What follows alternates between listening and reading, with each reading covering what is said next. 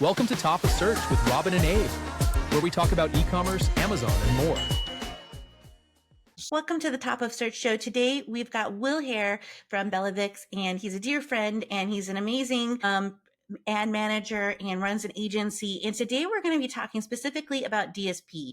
Amazon is always pushing DSP, but is it really necessary? Has some of the changes that have come with audience targeting and AMC changed how viable or how necessary DSP is for brands? So, Will, can you start out first by telling people how awesome you are? And I know you kind of started on the Google side and you've expanded into being a well-known expert in the Amazon space. Thanks for the intro, Robin. Yeah, I appreciate being here, and it's great to have this chat. And I'll tell everybody when I first meet them, Google is the gateway drug to Amazon. I meet a lot of people in advertising that started out in Google PPC and then migrated over. And I happen to be one of those people. And I run an agency. We're service provider network, and like Abe and Robin, we do good quality work, and we're passionate about helping sellers. And I'm excited to kind of jump into the DSP topic. To kick it off, do you guys want me to define DSP for your audience, and then we kind of get into the nit and gritty, if you will? Yeah, let's do that. Let's do that. Awesome. Yeah, there's a lot of foundational stuff. So definitely letting the audience know about it is a good place to start. Absolutely. And then I know you guys probably both use this to some degree. So I'm looking forward to picking your brains a little bit, see if I could take some tactics back to my team. But real basic, DSP is programmatic advertising. So that's a fancy way of saying display advertising, and it's demand side platform. And pretty much what it does, super high level, it gives me the ability as an advertiser to build audiences by targeting people who viewed a product but didn't make a purchase, who show intent with in-market behavior or lifestyle and other types of targeting. And the advantage is compared to other display or programmatic advertising platforms is Amazon's data is based on actual shopping data. Not only do my ads show up on Amazon owned and operated property, I can also be on most third-party suppliers that are available. So it gives me the ability to grow audiences and to kind of pepper them with some display advertisements. And one of the things about DSP is it has access, especially if you have a gamer audience, access to Twitch, where you don't have a lot of access other ways. IMDb, there's a lot of Amazon properties, but it's also non-Amazon properties. So I think sometimes people think, we're running it through Amazon, so it's only going to show on Amazon. It really is a much wider process. And the targeting is kind of the magic because so much of the targeting has been taken away on the Google and the Facebook side. But I think that for a lot of people, it can be attractive to come to Amazon DSP for programmatic ads because there is more and more targeting and you can really refine, very specific audiences. Agreed. And also what's crazy is I think we're about to get replaced with this Performance Plus. I hate to put it out in the universe, but we're just starting to play with the tool. It's brand new, but it looks like it's the equivalent of, what's PMAX? the Google tool that kind of runs itself now? PMAX. Performance Max? PMAX, yeah. Yeah, I think we're about to get our own version of that, which, is good and bad in a lot of ways. It depends what side of the coin you're on, I guess. Well, because I've talked with Nava quite a bit about PMAX. And if you don't know Nava Hopkins, she's amazing at Google and Bing, and she's also really talented at Amazon as well. And she was saying that, PMAX is great, but it works best when you're kind of layering things onto it. So I think that it won't be a replacement. I think it will just make it democratize things a little bit so that those that don't have the same experience level will be able to kind of get their foot in the door. But we'll see. It all depends on how it's rolled out and what the product is like, right? Exactly. There's still Google agencies out there that do primarily advertising. So it's just another tool in the tool belt, but there'll always be some type of strategic element that you'll need a person, no matter, and hopefully this isn't like my famous last words, no matter how good AI gets. Yeah. Well, and, going back to DSP, if you go to any of the conferences, Amazon's always really pushing DSP. They're like, you need to do DSP, you need to do DSP. But, if you really talk to even some of the project managers, DSP isn't for every brand. So, Will, did you want to talk about where, how much spend is required? Because I think that's something that people think, oh, well, I can come in, I can spend $1,000 on kind of sponsored products. So maybe I can do that with DSP. It's a whole different process and you need a much larger spend to really make it effective. That's very true. And it's a good point. It's an impression-based system. And I'm glad you brought up the Amazon reps. And I'll dive into it. The Amazon reps are great, But keep in mind, their incentive is to get you to spend more money on the platform. And so they're not always looking out for brands' best interests. I've seen them pitch it to brands that are way too early in the process, or to some of our brands, they recommend budgets that are just insane, claiming that we're going to get the level of growth. And we've actually, early on, we followed them like, it's Amazon. Why wouldn't we listen to them? And it's like the casino, like, here's my wallet, casino, give me whatever you don't need. And it ends up being a really bad experience. And I'd love to get your guys' opinions on this. You can technically use DSP at any point of the journey. We've used it with launch brands to help generate awareness, but we've really been focused on like the bottom of the funnel. And on the very low end, we try to do about $5,000 a month. And that gives us enough to do like one product and kind of work through remarketing, retargeting, and then some conquesting. Because you got to keep in mind, it's like traditional ads. If anybody's ever read any of David Ogilvy's book, it's like they need the exposure. And so like it takes 20 to 30 times before I even realize I have the problem that you're pushing this solution on me. So it's different. It's not conversion focused. Also, they use last click attribute. So like if somebody engages my ad, but then, they go from their mobile device onto their desktop, probably most people's the opposite, but whatever. They go to make the purchase, but they click on a pay-per-click ad. It's going to be attributed to the PPC ad and not DSP. Granted, AMC allows us to kind of see that journey a little better to know if there was some exposure. But it's a long-winded way of saying it's not for everybody, but it can be used in brand awareness to brands that are selling decent, to some enterprise level brands. Typically, when we recommend DSP, we use it to solve for sales stagnation.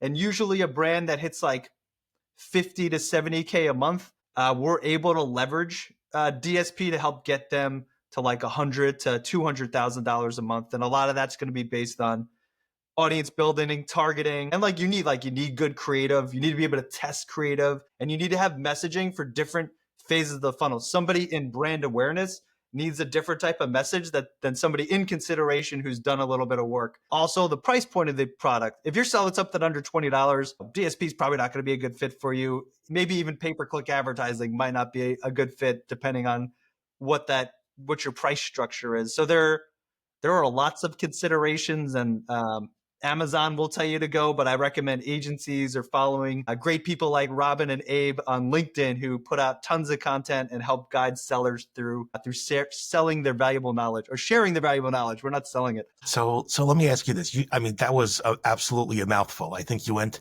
all the way from the beginning of the process, 3/4 of the way through working with DSP in that. But I'm curious how you handle a thing that comes up for me a lot, which is really brands come to me and say, Abe, when am I ready for DSP? They really ask that question in as simple a way as that because they hear about DSP everywhere. They see it on social media. They get pitched, like you said, they get pitched by Amazon. They hear about it from friends. Somehow they are hearing about DSP in lots of different ways, and everybody thinks they need it. When somebody asks you that, do you have a set answer? Is there a way you work them through deciding if they need DSP? Yeah, we have a conversation about it. I let them know the expenses, but to be honest with you, I tell them if you're dead set on getting started, because as an agency, there's no minimum. I could spend $100 on the platform. So I'm like, if nothing else, what I like to set up at the bare minimum is let me do abandoned cart shoppers, and then let's just do some retargeting. If you could give us, a $2,500 to $5,000 budget, we'll do it on one product and we'll measure the results. Because I don't want to necessarily dissuade them. And a lot of times when brands get something in their head, they're like, let's do it. I like to be like, hey, let's test it. Let's do it on a small scale. And I'm a big fan of the better together philosophy, which Amazon puts out. It's based on that Kantar study from a few years ago. So I'm like, if we're going to do this, let's do with what's going to be the most profitable. Because a lot of time these sellers think it's like a ROAS driving machine. And then I've done retargeting with some of these brands and I've gotten $5 ROAS. And I'm like, this is amazing. Let's dump some more cash in. But I've worked with some other brands where they don't have as strong of a brand equity, or their assets suck, or their reviews aren't on point. They're just not as retail ready as some of the other brands in the market. And we'll do this abandoned cart shopping and we'll do retargeting, and I'm getting 50 cents on the dollar. And then I'm like, well, no, you gave it 90 days. This is what we spend. These are the results. And that type of targeting isn't designed to build audiences. So then I'm like, if we go further up the funnel, it's only going to get worse. So would you like me to light your money on fire, or would you like to take it and invest it somewhere else? That's kind of what I tell them too. I tell them that DSP, we almost want to think about it as like advertising on a billboard. Yes, it can raise sales. I mean, it's going to bring top of mind awareness. So it's a very good thing.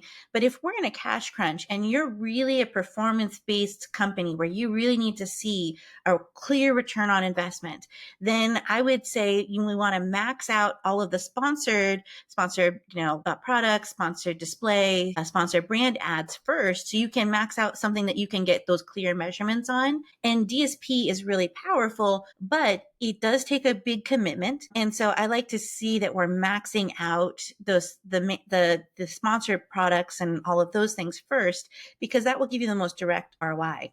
And like Will said, we can use AMC, which is basically, you can actually see where customers hit in the customer journey, because Amazon's attribution for ads is a very specific thing. And, there's like a whole course in the Amazon Learning Console on attribution and, this click goes here and this is prioritized over this kind of click or view. And so there is a lot of specificity in trying to get DSP to work. So we want to make sure that before you do that, you know that this is more of like a billboard type of ad. Where does sponsored display come into all of this for you? The way that I look at things is it's sort of DSP and sponsored display really do have a lot of overlap, and it seems to get closer and closer as Amazon enhances sponsored display. Do you ever steer people to leaning further into sponsored display first, or do you jump straight to DSP in most cases? Great question, Abe. We typically try to use sponsored display, but I don't like to use that as like to gauge how well DSP is going to do, because there's just so many more levers. Like I can exclude placements. I have more control over how and where my ads show up. So, typically we're trying to leverage all the ad types. But to your point, Robin, if somebody's like, hey, we're performance driven, I might not even be on display if the budgets aren't large enough. So it's hard to say. But typically, if we have budgets and we're leveraging all the ad types, I would use sponsored display before I do DSP, but I wouldn't preach it as an indicator of how well DSP is going to do, because we've been able to get some pretty good performance numbers from DSP where our display ads aren't as well. And then typically, I'd love to get your guys' opinion on this actually. Typically what I do if I do start DSP is I shut off all the display ads and just run it through the DSP system. Do you guys keep both ad types running when you have a client who's using both platforms? We wouldn't I don't think we would run both, because like you said, we want if we can get the more specific targeting, there's no reason to use the one without the levers, because the whole point of sponsored display is to kind of give you access to some of the programmatic pieces without all the complexity and heavy ad spend. If something was performing really, really well, and we had really done the deep dive to make sure it's not like an attribution mirage where it looks like display is doing really well when really it's maybe not doing as well as it looks like it's doing, then maybe we might leave it. But, in general, I would say, if you have a spaceship and then you have like a Maserati, you wouldn't split your time, right? Assuming all things are equal, you would want to use those. Can you go back to, I want to come back to Abe here, but I think we should talk about exclusions just for a second, because on sponsored products, if somebody's an Amazon native, they might not understand, what you mean by that. But, like with Google, you might not want your Disney ad running on OnlyFans. And, so can you talk a little bit about exclusion? Because depending on the brand and the values, that exclusion might be a big selling point in determining whether they want to do sponsored display or DSP. Yeah, that's a really, really good point. Good question. And so it's interesting when we work with certain types of brands that want to appeal to a certain demographic. Like you have the ability to exclude content specific sites. So like if I don't want to show up on something that leans one way or another politically, or I don't want to show up on I don't believe you could show up on anything X-rated, but you can definitely show up on more racier websites. So you can early on in the process, there's like a section when you set it up that you're like, hey, don't show us in these areas, for lack of a better description. You'd have to format it. And then also when you run the ads, you can blacklist, I think it's called, but you could exclude where the place. So after you're running it for a couple months and you see like, damn, I keep showing up on Mashable.com. I'm getting tons of impressions, but nobody ever clicks through. You could start excluding that inventory so that you can improve your we look at click-through rate and detail page views a lot when we're optimizing. So like those are kind of the KPIs we're running through as we're considering like what should we exclude versus what we should double down on. And as you exclude things, you'll get more traffic to those other sites that you want to be shown on, and that your customers are more likely to engage your advertisements. And that's only a piece, because you also want to test the creative. So like it may not get the click-throughs, but you do want to cycle through a few types of creatives before you're like, okay, this platform is just not for me. Tell you, it's funny. You were just asking that question a second ago as to whether we turn off sponsored display when we start working with DSP. I think I might be going a little bit against the grain here, but I really do subscribe to two things. The first thing is Amazon loves aged campaigns. So I don't like to turn off anything which is working strongly. It's really as simple as that. If there are sponsored display campaigns which aren't working great and now we're layering in DSP, those are okay to turn off. But if we've got a campaign which has been running for a long time and gives us really strong results, we typically will leave it running unless there's a really specific reason not to. And the other thing is this: we will typically bring DSP into the picture only after we feel that a brand has gotten its most effective results from all of the sponsored type ads. So everything within the ad console, we typically find that those do still tend to give us the best bang for the buck in terms of exposure on the Amazon platform. And if they're still in the early stages of growth, that's still the best place to spend their money is on the sponsored type ads. So we typically keep those there. But the exclusions are really, really important, but you also need to have a clearly defined avatar. A lot of brands sort of want to sell to everybody, and they'll let the algorithm decide where they belong. Now, when you mentioned something interesting before, I actually wrote it down. You mentioned the word conquesting. Yes. So I'm curious as to how you define that word, because when I typically look at sponsored display, when I typically look at DSP, I break it into two types of campaigns. Number one is remarketing and retargeting, basically working on an audience that we know has connected with us or is relevant. And then there is the awareness, where we absolutely were not in the shopper's mind, but we are trying to move ourselves into that mind. I typically describe conquesting as trying to take a sale directly from a competitor. Is that how you define it also, or are you fitting it into one of the other ways I mentioned? Nah, stealing customers, which is my favorite thing to do. And honestly, I think DSP is like the most powerful platform because you're catching them mid-journey instead of through sponsored products on the bottom of the funnel when they're ready to make the purchase, and it's harder to sway them, go with our brand or the companies we're representing. So same way. And I love, there's like two ways. They made a lot of improvements in DSP over the years, but like if the products are all relevant, I'll just do the brand targeting. So like I'll target that brand with my ads. But if I want to get really granular, so on programmatic DSP, we're able to build audiences. So what I'll do is like, when we do onboarding with our brands, I'm like, give me your list of competitors. And then we do our own research and layer it on, because Amazon competitors aren't always the same as D2C or retail. And so if they have like a specific competitor, like, I want to steal all Instant Pot's audience, I will literally have like an Instant Pot campaign. And I take the most relevant ASINs and I build, 7, 30, and 60-day audiences. And then we go relatively hard. We're still like ROAS driven, but like, I find that even if the campaigns don't perform as well, but when I share with the customer, like, check out how much we stole from Instant Pot, they're going to be like, oh man, dump more fuel on the fires. It creates a lot of fun conversations. I'll leave it at that. What kind of budgets do you look at for those? I know that there is a general minimum budget we like to discuss when coming onto DSP, but what do you typically look at as a more mature or common spend as opposed to day one spend? Do you look at it as a number? Do you look at it as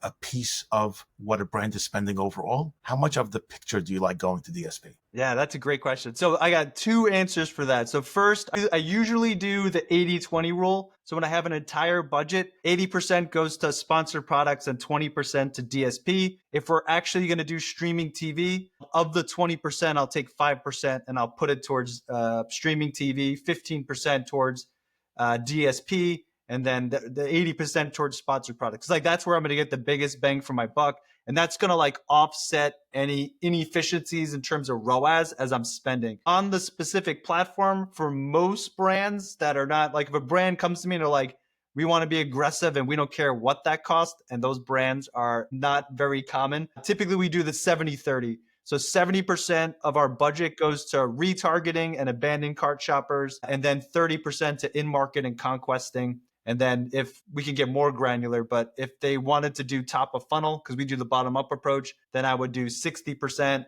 30%, and 10% for the top of the funnel. But I usually don't even include the top of the funnel because most of the time I could spend all your budget at the conquesting and in-market level. So that's kind of, and I know you do 2 tiers. We kind of look at it 3. It's like purchases or retention, in-market conquesting, and then building awareness. And most of our brands are much less interested in building awareness. And to be perfectly frank, I think it's more effective to build audiences on TikTok, on Facebook, on social, where depending on your type of product, a lot more product discovery will happen there than me doing display ads, to be perfectly transparent. Do you find that the sales you get from DSP match the ratios of spend? So if you're spending 20% of your budget on DSP, do you find 20% of your sales coming from DSP? Generally, no. I couldn't tell you the exact amount, but it's definitely not 1 for 1. Right. It'll vary. But the best return still is in the sponsored ends to start with. Yeah, hands down, which is why like that's a no-brainer where to start for sure. How do you get reporting on your DSP? Do you use an off-the-shelf tool? Is it something special to you? One of the things we really have a challenge with is getting good data about how DSP runs. It's something where figuring out the actual results of DSP compared to like their last click attribution, taking credit for other spend, is the tricky part for us. Yeah, so we maybe don't go as granular with that. Honestly, we do all the reporting through the dashboard. So what they give us is what we use. And then we layer that with AMC to show the journey of like where this had the impact. But we're not getting as granular as like, exactly what led to what. We do look at line items and creatives, and then we'll like talk about that. But honestly, like a lot of that's internal conversations. Most of our clients are only interested in like, what did we spend? What was the ROAS? And a lot of times we're looking at like an account level for all of our brands. Honestly, they're like, 20% tacos or $3 ROAS. And it's like, you guys can spend it however the heck you want. Just keep it around that. And that's kind of how we operate. When we do add in DSP, it's always like, it's subsidized by sponsored products because that's where most of the performance comes from. And then it's a lot of just experimentation with whatever budget we're able to allocate towards DSP. And so a lot of our conversations are internal. So PackView, we've tried, they're pretty good software. We've used a couple of softwares and just found that just creates a lot of noise. It's easier to just go in the platform, look at how you're performing, look at the creatives, because we could just go through it and do it real quick. And yeah, we do a lot of that maintenance manually. Is there anything you would say, if somebody is starting DSP and maybe their agency is giving them reporting, like, is there any pitfalls that you would warn them? Like, when they're looking at metrics, should they be looking at increase in sales, impressions? Should they be looking at, traffic to the detail pages? What metrics do you really measure? And are there any metrics where you say this could be, this might not be as clear as of the data as it sounds? Yeah, so we always lead with that caveat, like the attribution, so they know it's just part of it. If we're doing retargeting, remarketing, I'm going to report on it on a return on ad spend basis. So usually I'm like, hey, for every dollar we drop in, with abandoned carts too, like the story line is like, hey, these were customers you might have lost anyway. So consider this us just getting revenue that was otherwise lost. So like it is a lot easier. Also with repurchases, it's easier. And we'll do like we'll use DSP if the product's a good fit to try to get more subscribe and savers. So like the creative will be, you've already made a purchase and try to incentivize like with an additional coupon for the first time users to do some SNS or something like that. When we do for most of the others, like impressions are part of it, of course, but it's usually detailed page views and click-through rates are the major metrics we report on. And then like we'll share like add to carts because it's interesting, because like those will fuel the remarketing funnels once we know they engaged our product detail page. So like, but primarily it's ROAS, it's detailed page views, and it's click-through rates are like the 3 majors that we look at. And then when we bring it back over to sponsored products, we're looking at brand lift over time. So like, because we segment everything by branded versus non-branded. So like, and we're talking like over 6 months to a year, because it's impression based just to manage everybody's expectations. We're looking to see if we have a brand lift. And then the second metric for the mid funnel is new to brand purchases. Like DSP does have that. And so a lot of brands that come to us, they're like, well, we know that for every one purchase we get, it leads to 4 more. So then we're able to kind of come and be like, hey, of the sales, 50% were new to brand. Your cost per acquisition with both sponsored and DSP, is this for new to brands? Is it within acceptable parameters? And they'll say, yes, it is. Great, rock and roll. Or like, no, we got to reduce that. And we would start reducing programmatic before we reduce sponsored products. I'm listening to this, and one of the questions I had was, do you look at DSP differently when you're working with consumable products?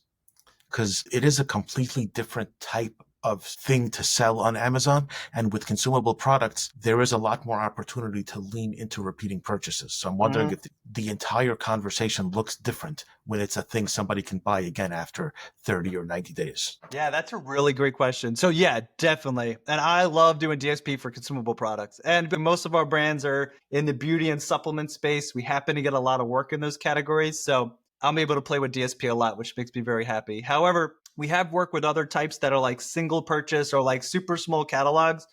So actually, this is a great question. A few caveats is like, if you have a single purchase item, like maybe it's a watch band or something that the frequency is not going to be as relevant, I would probably push them away from DSP. And if they are going to do it, I would only do abandoned cart shoppers and allocate a really small budget. But for premium brands, I think DSP is much better. So like, I always like to share the story. We worked with Lisa Mattress a while ago. And what's cool about Lisa Mattress, it's a premium mattress company. And if you search queen size mattress on Amazon, the typical price point is like $200. And we're selling a queen size mattress for like $1,200. So like generally, if I'm running pay-per-click campaigns, it's like, I'm not bidding on queen size mattress because I don't want to burn all my cash. So like what we have found, conquesting is really powerful. And therefore, we allocated a significant amount of the budget to DSP because of its ability for us to do the targeting for conquesting. So then we were able to build very relevant audiences on premium mattresses, and we kind of built it around that. So it's like, it's hard for me to say that like there's a one size fits all. And as we're having this conversation, I'm like, oh yeah, here's a scenario where you would do this. Here's a scenario where you wouldn't. But that's an example of something like a mattress once every 10 years. Like, I'm not sure how often we purchase mattresses, but it's not a regular purchase, and Amazon's not going to retain the data for me to be like, it's getting close to 10 years since John made his purchase. Let me pepper him with some ads. That in history, that's gone. However, to acquire new customers, like that can be effective. And I can't exclude people who looked at a competitor and purchased. So like I'm able to get in front of them in the journey. It's also a higher price point. So like people research those before they go in.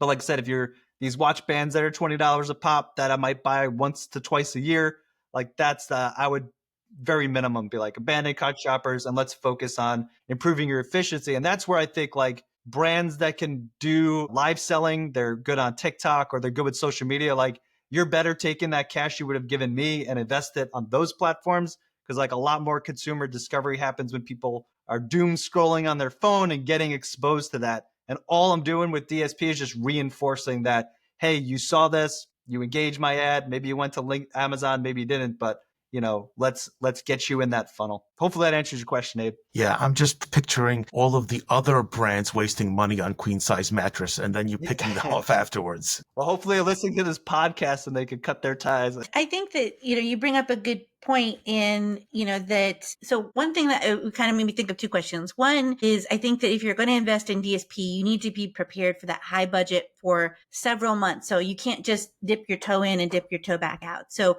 one, how many months do you think at that budget level that you need to test to even be able to see whether you're getting those results? And then two, when would you tell a brand, it's better for you to focus on like influencer marketing and other things to get your products into social feeds versus DSP? Yeah, it's a great question. So, I'd like to say minimum 90 days, but a lot of it comes down to budgets. It's like I need to get hundreds of thousands of impressions for me to have a good idea if this is going to work. So normally, if I got a $5,000 budget and I'm doing it on one product, 90 days is enough time for me to go like, hey, click-through rates are terrible. People are not engaging our ads. We've tried off Amazon supplies. We've tried on Amazon supplies. And this is kind of our return on your investment. And this is how much more activity we're getting on your listings.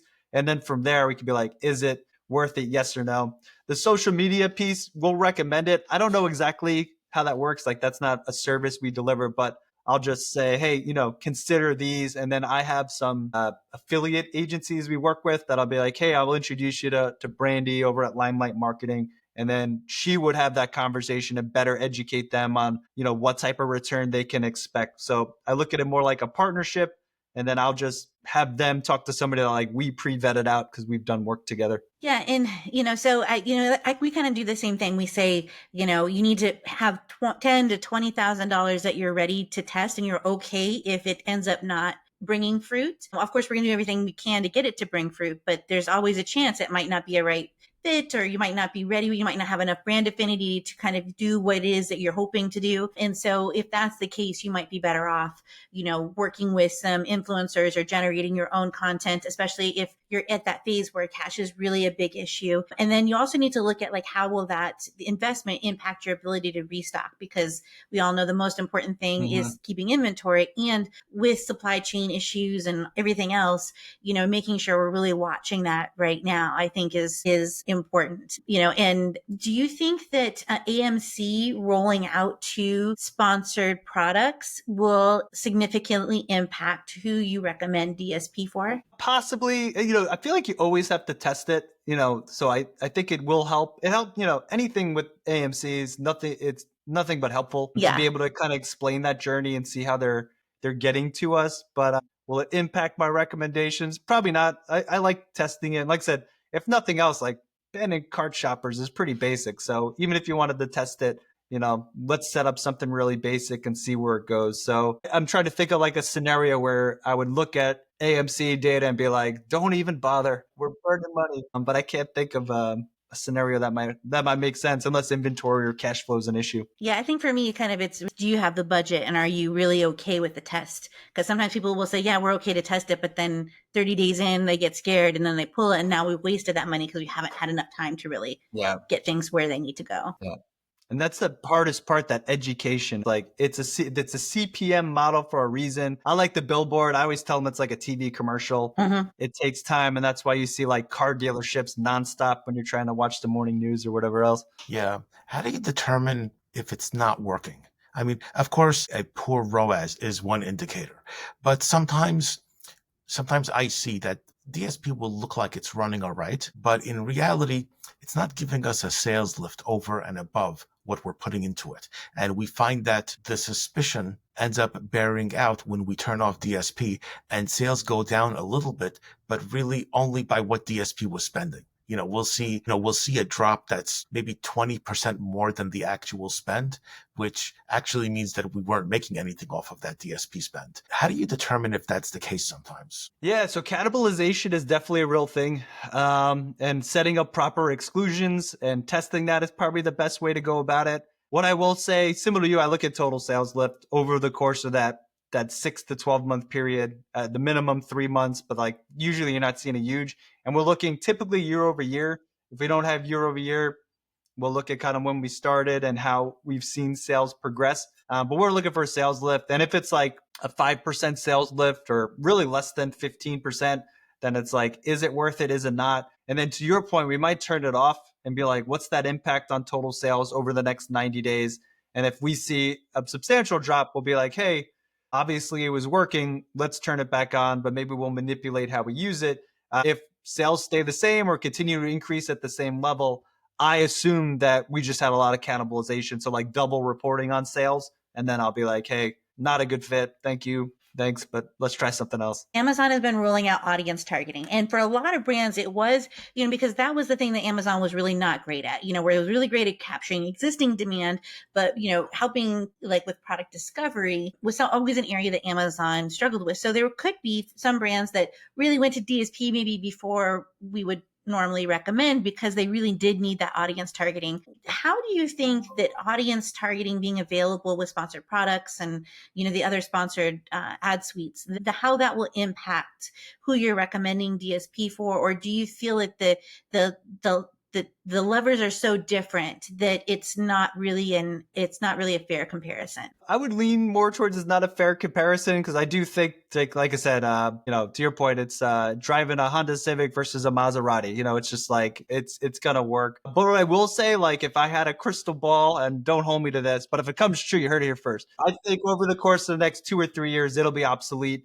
and they're gonna bake all of it into the sponsored products dashboard so that anybody could come in and use it. I believe for just like intuition and no real data, that it kind of makes sense as they're rolling in these different features that are tied to DSP, that they're just trying to get it to a point where A, it runs itself, and B, it can be simple enough for the layman to take it over. And like, I look at where Google was and I say, like, Amazon's always been right behind Google. So Yes. like what Google has going, it's all done through the one console. So like, why wouldn't they? And then they don't have to pay maintenance and all the other stuff that goes into maintaining. And even with the use of the ad reps, they're great. I love Amazon, but like the ad reps that we get are generally like brand new to Amazon. They're entry level positions, and these people go on to other things. So I do think that that's something that could probably cut off pretty easy. I 100% agree. I think it's all going to be folded in there. And I think, because I'm always doing the same thing. I'm like, where is Google going? Because Amazon is going to be watching. And if it works, then they're going to be doing the same thing. And,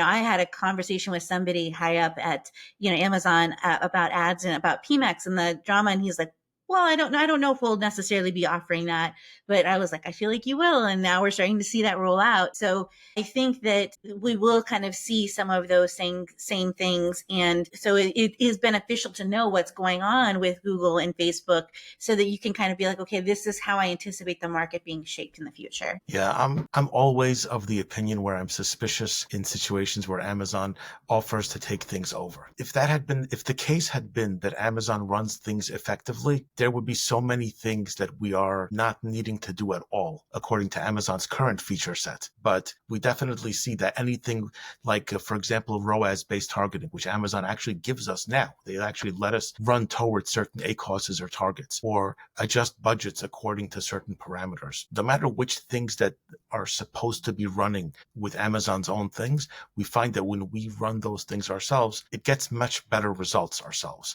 So even with this more automated system, I wouldn't hold my breath to it being just a replacement for tools. That's a good point. And I think the one thing we can all agree on is any conversation that starts with, I talked with my Amazon rep and they said I should ...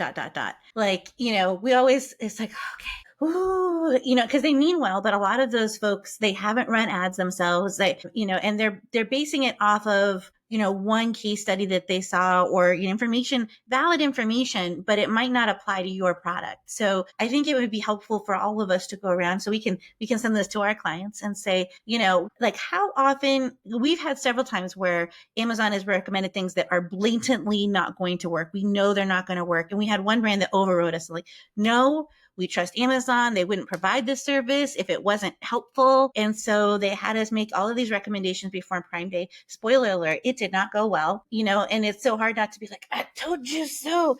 How do you react when a client is like, okay, well, Amazon told me to do X? Because for us, it's always like, well, we need to think that through, make sure we're not just shooting down a good idea because it came from a place we don't always trust, but we need to take it with a grain of salt. Yeah, that's a really good point. And so I'll share a couple things we do. So first and foremost, like before we recommend DSP and if they're running it, I always use the line like, hey, we have your best interest in mind. You hired us and you pay our bills. Amazon has Amazon's best interest in mind. So like I always try to not to pin them up as the enemy, but just to let them know we both have two different sets of incentives and I'm looking out for your best interest.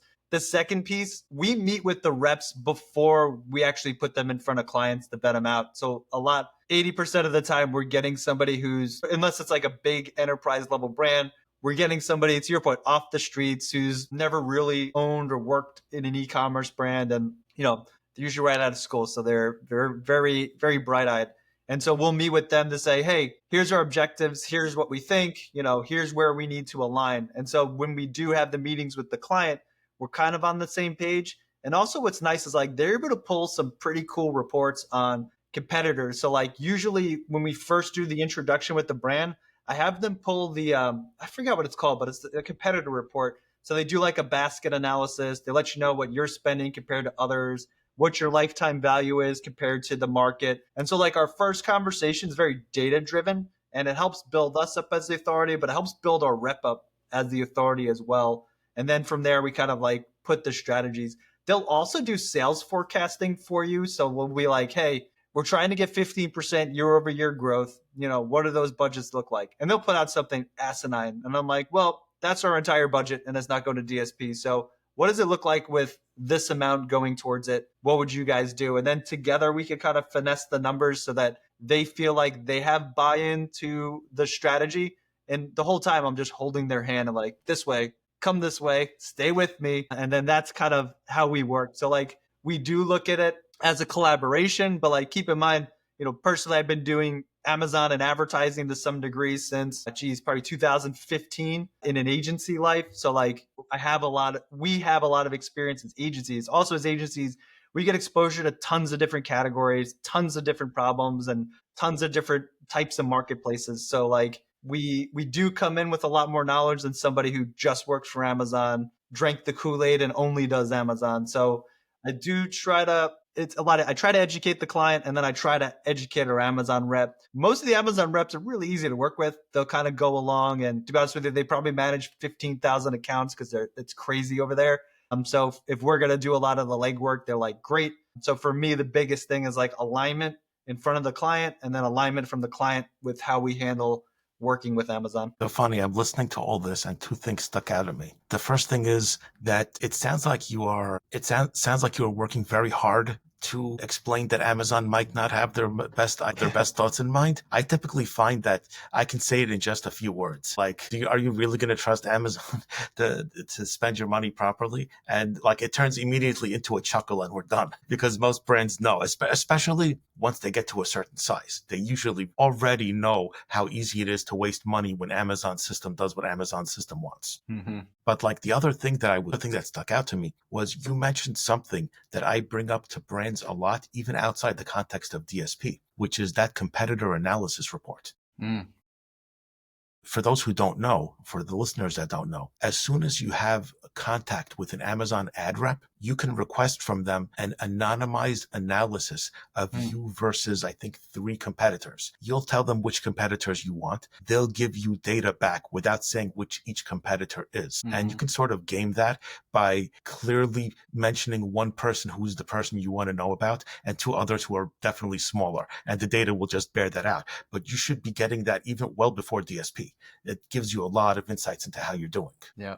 Nailed it too. They'll give that to you before you even spend a dime, because they're trying to sell DSP to your client as well. So it's a great report. So whenever possible, we try to meet with the rep with the brand, and then we will have a follow-up meeting right after to discuss what they talked about. Because sometimes those relationships are helpful, and we want to keep them happy and we want to keep them engaged. So we might not always want to, we might want to have a conversation with the brand after the fact. But I want to be respectful to your very busy schedule. So I want to thank you so much for coming on the show today. If people want to follow you, or you've got your podcast as well, did you want to share some places that people can find you? Yeah, definitely. Thanks for having me. This was a lot of fun, and I get to talk with 2 of the smartest people in the Amazon space. So I'm really grateful for being on the show and getting to share my insights. You can look me up, Will Haire, like on your head with an E. I'm on LinkedIn, and I put out tons of content. We do the Selling on Giants podcast, where I talk about general e-commerce strategies. So I branch out a little more from Amazon because it's a really fun and interesting space. And we have a popular newsletter. If you check me out on LinkedIn, be sure to sign up. I do weekly news updates. So I appreciate being on here, and feel free to reach out if you ever have any questions around advertising. This has been the Top of Search Show. We hope you've enjoyed listening as much as we had fun recording it, and we hope you have a prosperous week. Thanks. Thanks for listening to the Top of Search podcast.